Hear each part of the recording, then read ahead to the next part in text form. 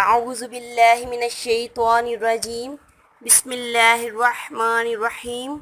Islamic وظیفہ by انم میں آپ کو خوش آمدید کہتی ہوں۔ ناظرین، میرا آج کا وظیفہ بسم اللہ شریف کے متعلق ہے کہ بسم اللہ شریف میں کتنی خاصیت ہے اور کتنی برکتیں ہیں اور اس سے کتنی مشکلیں حل ہوتی ہیں۔ بسم اللہ الرحمن الرحیم، اللہ کے نام سے شروع جو بڑا مہربان اور نہایت رحم کرنے والا ہے۔ اس آیت کریمہ کے بے شمار فائدے ہیں۔ ہر ایک اچھے کام سے پہلے، جیسا کہ کھانے پینے سے پہلے بسم اللہ پڑھ لینے سے اس میں بہت زیادہ برکت ہوتی ہے، اور کسی دعا کے شروع میں بسم اللہ پڑھ لینے سے وہ دعا قبول ہو جاتی ہے۔ اس کے اعداد 786 ہوتے ہیں۔